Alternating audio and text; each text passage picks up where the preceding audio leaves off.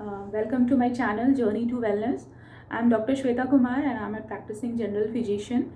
So in this video, I will be discussing about this device. This is pulse oximeter, which calculates your oxygen saturation, your oxygen levels in your blood. And I will be discussing what are the correct methods of using it and how to interpret the readings. Now in COVID, we know that patients might vary. There might be no symptoms at all, or there might be, you know, uh, it can present with a fever, low grade fever, cough, headaches, vomiting, loose motion, to a little moderate to severe symptoms now involving when pneumonia or the lungs get involved. In that case, breathing discomfort. In more severe cases, patient might also go into disturbed sensorium. So there are various range of symptoms which might happen. Now why we suggest to keep a pulse oximeter is basically in COVID-19 it has been seen that most of the mortality has happened, or most of the severe cases has happened basically because of pneumonia and ARDS. Now many times there might be no symptoms at all, and the person might suddenly present with a worsening of the health and sudden onset breathing discomfort. So this is, and how to predict it early. So then this is the device which is going to help you, pulse oximeter. What pulse oximeter does is whenever there is any form of lung involvement, say pneumonia or ARDS. Now the main function of our lung is also to exchange carbon dioxide with oxygen, so that our body receives constant supply of oxygen, and it is very vital for our basic cellular function also.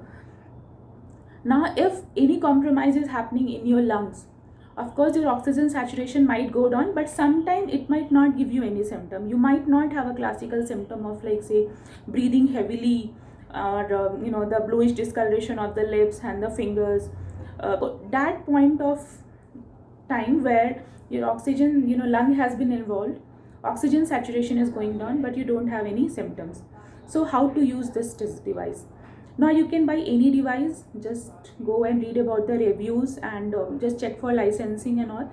You can buy any device from, it is available on most of the online portals. So wear it on your finger. Now when you're using the device, make sure that you're in a stable position. Don't move while wearing the device. So put it on any of your fingers. You see that your fingers, there is no form of color application on that, in the form of nail polish, turmeric, gloves, any form of coating on the nail should not be there. So just wear this on any fingers and switch on the device and wait for it to stabilize. So you will see that after some time it starts giving the reading. So as you see, I got my reading. So as of now, my oxygen saturation, which is SpO2. The next is pulse rate. We are talking about SpO2. So you see my SpO2 as of now is 98, and which is normal. Wait for it to stabilize for 30 seconds or so. So anything above 94, in the range of 94 to 98 is a normal range. So till you are in this range, most probably you don't need to worry about it. But if your range shows less than 94, so anything in between 90 to 94, that means some form of compromise is happening. Something is going inside your lung. You need to discuss with your doctor. Go for a teleconsultation to avoid contacts both ways, from doctors as well as from patient to doctor. So just discuss do a teleconsultation with your doctor, discuss your symptom, tell them this. The doctor might also ask some of your other relevant symptoms, and then get a prescription, or at least an observation. You are under an observation by a doctor. But if your oxygen saturation is less than 90, now that is an emergency. You need to visit a hospital. It is very important, because maybe right now you are in a compensated phase, but then you might need for an oxygen saturation. You is dropping down, it might further drop down. You are in a need of oxygen, as well as other evaluation and other group of drugs also, for an immediate action to preserve your lung function, to keep you healthy, to keep your lungs healthy. So an immediate management might be needed. So remember, 94 to 98 is normal. 90 to 94, you should discuss with your doctor, do a teleconsultation. Anything less than 90, you should visit an hospital. That is very important. Now one more exercises which many doctors are recommending is saturation. So just check a stable oxygen saturation. After checking it, just go for a walk for 5 to 6 minutes time.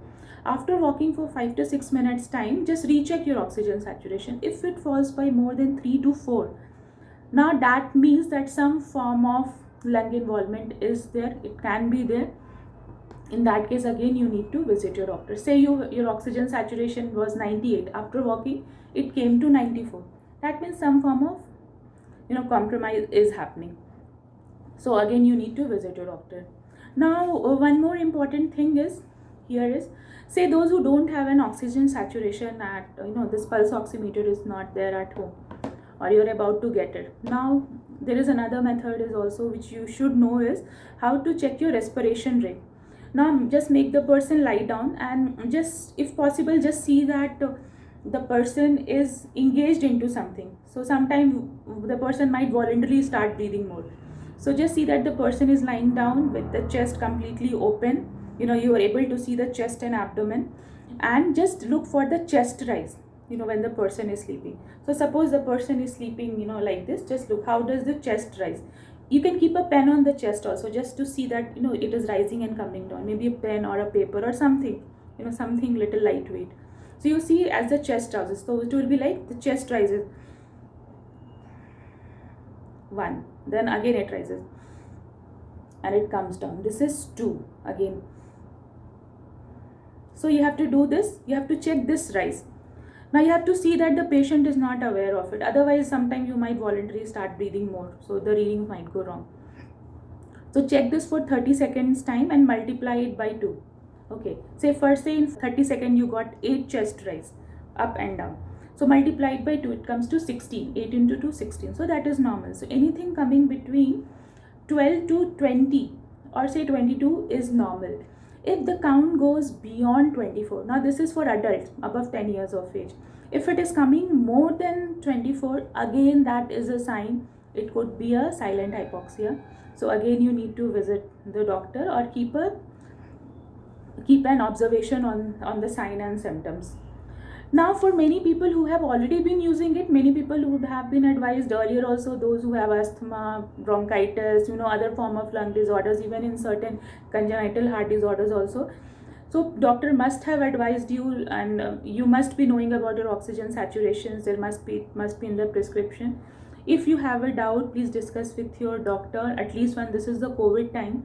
So if you are not very sure, do discuss about the readings with your doctor. But the basic thing we have to always remember is, now we are we have to see that we wear proper all the protective gears and all, your mask, your gloves, if possible the face shields and all, hand wash, frequent use of sanitizers, avoid touching face and all. This is there because since people have started going to offices and some form of mixing has started up. So I think these are the few devices which are going to help you predict early. You might predict your symptoms 24 to 48 hours earlier than you develop your symptoms. So I hope this video is useful to you all, and thank you so much for watching the video. Thank you.